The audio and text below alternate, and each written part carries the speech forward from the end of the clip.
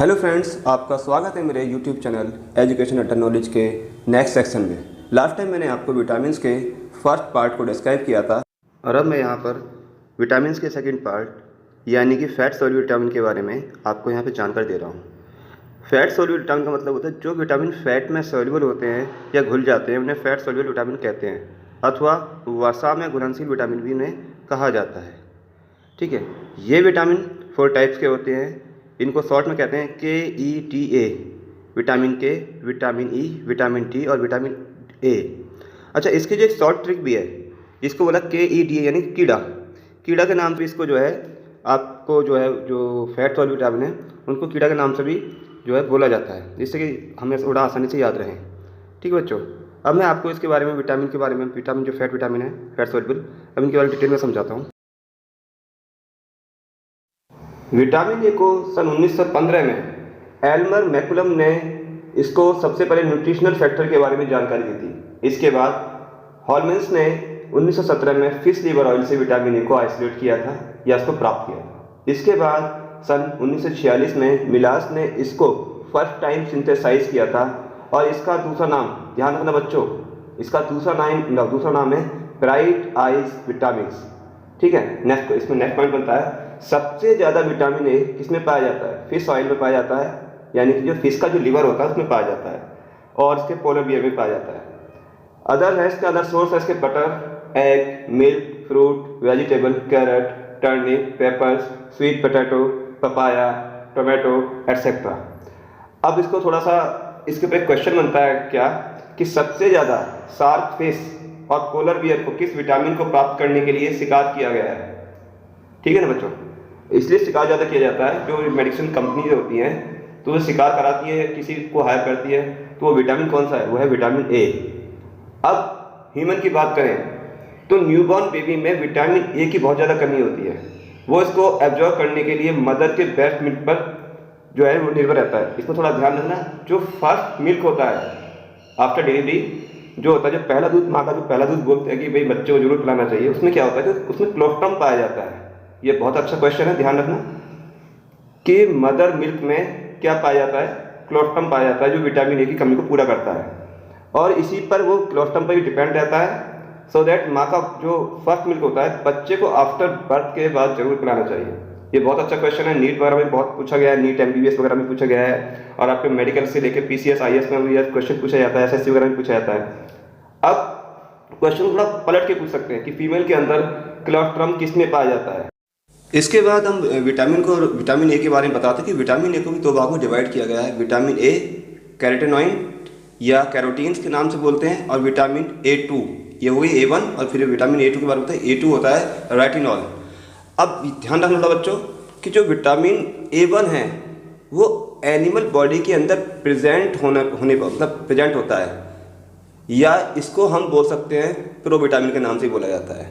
ठीक है, और ये भी जो है आपका 4 भाग में डिवाइड होता है, alpha, beta, gamma carotenes and cryptoxanthin के नाम से। ठीक है, ये 4 पार्ट में डिवाइड होता है।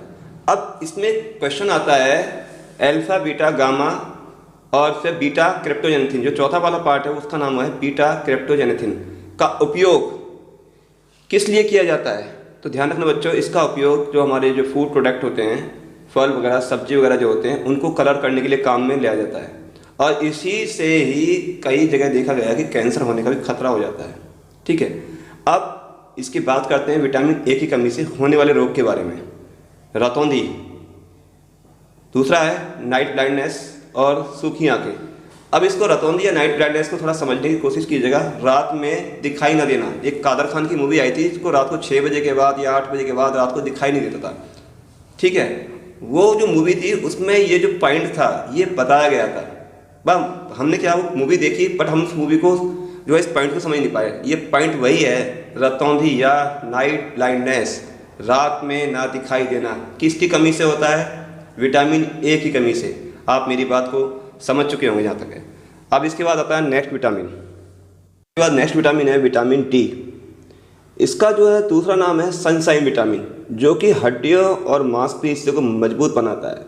इसका जो सोर्स है, इसका सोर्स वही है फिर से फिश लीवर ऑयल। एग्जाम्पल है कोड फिश, और हेल्बनेट फिश में सबसे ज़्यादा ये विटामिन पाया जाता है। इसका पता सन 1922 में एल्मर मैकुलम ने ही लगाया था। ठीक है, ये जो है होता तो करीबन ट्रस्ट टाइप का है, बट यहाँ पे मोस्टली 2 टाइप्स के बारे में आपको डिफाइन कर रहा हूँ, क्योंकि ज़्यादातर यहीं पे क्वेश्चन पूछे गए हैं। तो इसमें जो फर्स्ट है विटामिन D2, जिसको बोलते हैं एर्गो कैल्सीफेरॉल, और सेकंड है विटामिन D3, इसे बोलते हैं कोले कैल्सीफेरॉल। ठीक है, अब ध्यान रखना कि ये विटामिन डी का जो काम होता है, ये इंटेस्टाइन द्वारा कैल्शियम, मैग्नीशियम, फास्फोरस का एब्जॉर्प्शन या सोखने में मदद करता है। बात थोड़ा समझना कि अगर हम एक स्पंज ले लें और स्पंज में अगर हम थोड़ा सा पानी डालते हैं तो वो क्या करता है, स्पंज जो है इस पानी को सोख लेता है। तो वही जो स्पंज का फॉर्म है, वो स्पंज क्या है, वो विटामिन डी की तरह ही काम करता है। ठीक है, विटामिन डी क्या करता है कि कैल्शियम, मैग्नीशियम और फास्फोरस के जो मॉलिक्यूल्स होते हैं उनको वो एब्जॉर्ब करने का काम करता है। ठीक, इसके बाद में नेक्स्ट पॉइंट बताया, सूर्य से निकलने वाली यूवी रेस को त्वचा या स्किन के अंदर जो प्रेजेंट होती है हमारी जो एपिडर्मिस लेयर जो होती है, उसके जो नीचे वाली लेयर होती है, उसके अंदर जो लेयर होती है, वही जो है विटामिन डी का अवशोषण या एब्जॉर्प्शन करती है। अब इसका जो अदर सोर्सेज के बारे में थोड़ा बता देता हूँ मैं। इसमें अदर सोर्सेज एक तो बताई थी मैंने आपको, फिश लिवर ऑयल्स, दूसरा है आपका काउ मिल्क, थर्ड है प्लांट मिल्क। कुछ प्लांट्स ऐसे होते हैं जो मिल्क प्रोड्यूस करते हैं, ठीक है ना, उनसे जो है ये विटामिन डी प्राप्त किया जाता है। अच्छा, इसमें एक पॉइंट बनता है, जब हड्डियों में कमजोरी या मुलायमपन, ठीक है, जो आपके डिजीज के बारे में बात करते हैं, जब हड्डियों में कमजोरी, मुलायमपन या नरमाहट आ जाती है या हड्डियां घूम जाती हैं, तो इस रोग को क्या कहते हैं, रिकेटस रोग कहा जाता है। अगर ये आपको ये पॉइंट याद नहीं हो रहा है तो इसको एक सिंपल तरीके से याद रखिए कि बच्चे, जो छोटे छोटे बच्चे होते हैं, बड़े भी होते हैं, जो स्केट्स खेलते हैं, स्केट से जो है गाड़ी सड़क पे जो प्लेन्स जो फ्लोर होता है उस पर जो है रपटते रहते हैं, चलते हैं, इस पर घूमते हैं, तो उसमें क्या वो पैरों को फैला फैला के चलते हैं। तो समझ लीजिए वो फैलना ना मतलब क्या कि पैरों को, हड्डियों को घुमाना। ठीक है बच्चों, ध्यान रखना, इस पॉइंट से, स्केट से आपको रिकेटस रोग याद रहेगा। और ये जो रोग होता है ये विटामिन डी की कमी से होता है। अब बात करते हैं वयस्कों में, यानी कि जो मैच्योर जो लोग होते हैं उनकी बात करते हैं। अगर हड्डियाँ कमज़ोर हो जाती हैं तो उसमें जो बीमारी होती है उसे हम बोलते हैं ऑस्टियोपोरोसिस, ठीक है, या रिकेटस, दोनों बीमारी। अब ये जो दोनों बीमारी होती है किसकी कमी से होती हैं, विटामिन डी की कमी से होती है। ठीक है बच्चों, ध्यान रखना, इसमें जो पॉइंट बनता है कि विटामिन कितने टाइप का होता है, 10 टाइप का होता है। यहाँ पे मैंने 2 टाइप आपको डिस्क्राइब किए हैं, विटामिन D2 और विटामिन D3। और विटामिन D2 को बोलते हैं हम एर्गो कैल्सीफेरॉल और विटामिन D3 को बोलते हैं कोले कैल्सीफेरॉल। विटामिन है विटामिन ई। ये विटामिन खून में आरबीसी सेल को बनाने का काम करता है। आरबीसी सेल का मतलब है लाल रक्त कोशिकाएं या लाल रक्त कणिकाएं, हिंदी वाले बच्चों के लिए है ये, ठीक है।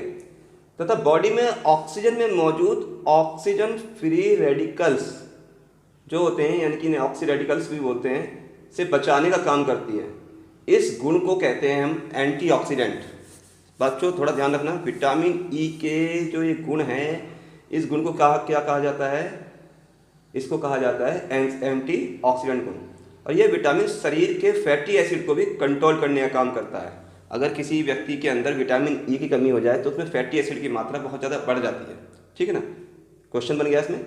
और नेक्स्ट आता है, समय से पहले पैदा हुए बच्चों में खून की कमी हो जाती है, जिससे कि एनीमिया रोग कहते हैं। थोड़ा ध्यान रखना, जो बच्चे थोड़े नॉर्मल से पहले जो बच्चे पैदा हो जाते हैं 8 या 7 महीने में या 8.5 महीने में, तो उनमें जो एनीमिया की कंडीशन हो जाती है। कई बार देखा बच्चों को मशीन में रखा भी जाता है, ठीक है। जो कई बार डॉक्टर बताते हैं कि भाई बच्चे को थोड़ा पीला पड़ गया है, एनीमिया हो गया है, खून की कमी हो रही है, वो यही है, विटामिन ई की कमी से होता है। इसलिए कहा जाता है कि बच्चों को थोड़ा धूप भी लगानी चाहिए, जिससे कि उनकी जो ब्लड सेल्स इंप्रूव हो सकें, ठीक है। वयस्कों में विटामिन ई की कमी से ब्रेन में न्यूरोलॉजिकल डिसऑर्डर हो जाते हैं, ठीक है। एक थोड़ा सा इसमें एक अलग पॉइंट भी बनता है कि अगर हम ज़्यादा विटामिन ई ले लें तो क्या होता है, तो ज़्यादा विटामिन ई लेने से ब्लड सेल्स पर इफेक्ट पड़ता है, तो खून बहने संबंधित बीमारी का खतरा बढ़ जाता है, ठीक है ना। अब इसकी सोर्स क्या है, विटामिन ई की सोर्स है व्हीट जम, या इसको सिंपल देसी भाषा में समझिएगा कि जब हम किसी दानेदार जो फल सब्जियां होती हैं, जैसे हमारी दाल हो गई, गेहूं हो गया, इसको जब हम भिगो देते हैं तो वो क्या होते हैं, अंकुरित हो जाते हैं। इसी को बोला जाता है जर्मिनेटेड सीड, या राइस चावल कॉर्न, मक्का, सोयाबीन, पीनट्स आदि में ये बहुत प्रचुर मात्रा में पाया जाता है।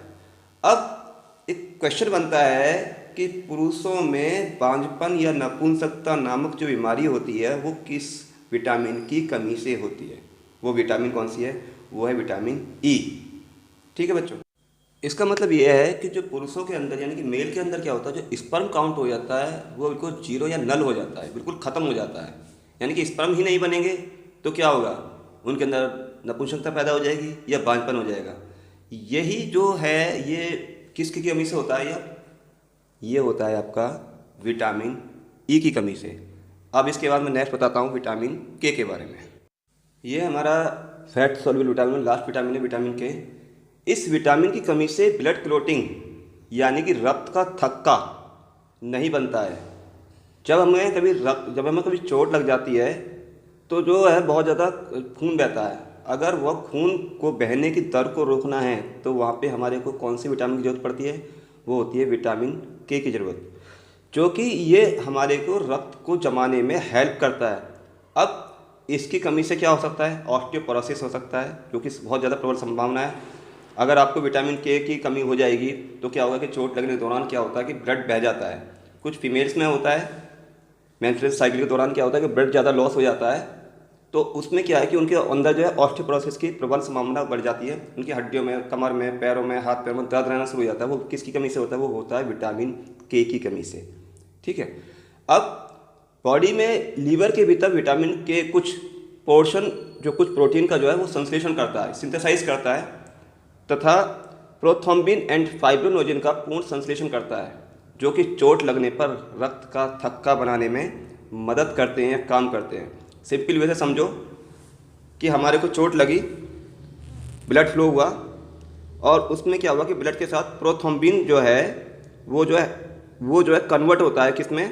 थ्रोम्बिन में। किसके द्वारा?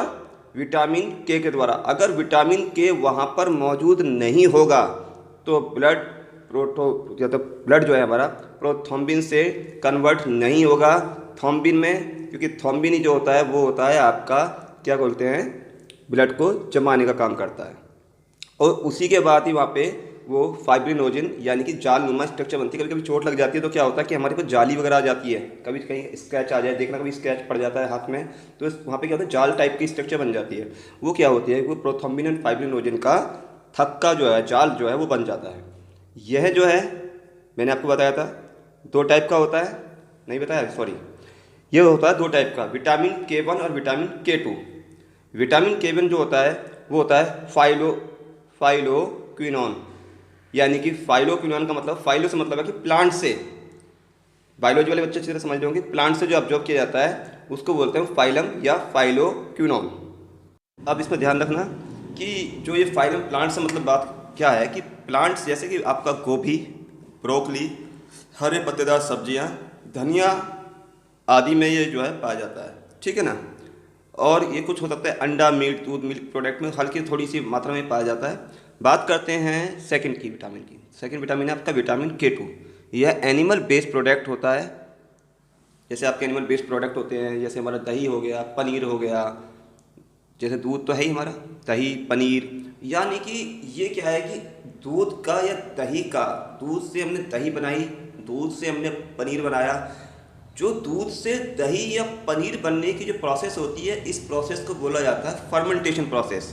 ठीक है, इसी दौरान जब ये फर्मेंटेशन प्रोसेस यानी कि एक रूप से दूसरे रूप में बदलना, सिंपल भाषा में बता रहा हूँ मैं आपको, या आपके घर में दूध से दही से जमाते ही हैं, थोड़ी सी हमने उसमें दही का हल्का सा कुछ टुकड़ा गिर दिया और उसमें मिला दिया और बाद में 24 घंटे बाद दही जम जाती है। ठीक है, इसी तरीके से कुछ फर्मेंटेड फूड होते हैं, अंजीर, किशमिश, समझना किशमिश क्या है, अंगूर का फर्मेंटेड रूप है। बादाम क्या है कि हम इसको रखते हैं यहाँ पे, थोड़ा सुखाया, कुछ दिनों तक रखा रहता है, उसके बाद जब सूख जाता है तो बादाम की गिरी के तौर पे बन जाता है। यानी कि ये क्या है, सारे फर्मेंटेड फूड हैं। ठीक है बच्चों, और बच्चों इसी के साथ ये आज विटामिन्स का जो टॉपिक है पूरा ख़त्म होता है। आई होप, मुझे लगता है कि आपको मेरे टॉपिक अच्छी तरीके से पसंद भी आ रहे हैं और आपको जो है समझ में भी आ रहे हैं। तो प्लीज़ मेरे चैनल को एजुकेशन अड्डा नॉलेज को प्लीज़ लाइक और सब्सक्राइब कीजिए, और स्टूडेंट्स और जो बच्चे हैं जो तैयारी कर रहे हैं उन तक भी ये मेरे जो है टॉपिक्स पहुँचें। आने वाले टाइम में मैं हो सकता है कि और थोड़ा इनोवेशन के साथ नई वीडियोस बनाऊं, नए नए टॉपिक्स को याद करूं और आपको अच्छी अच्छी नॉलेज जो है आपको प्रोवाइड करूं। नॉलेज के साथ आपको कंपटीशन की तैयारी, आपको ऐसा ना लगे कि आप हेजिटेट हो रहे हो, हम इतनी सारी किताबें पढ़ के बैठ गए और हमें पता नहीं चला कि हमने क्या याद किया। तो प्लीज़ मेरे चैनल को लाइक और सब्सक्राइब जरूर कीजिए। Thank you very much.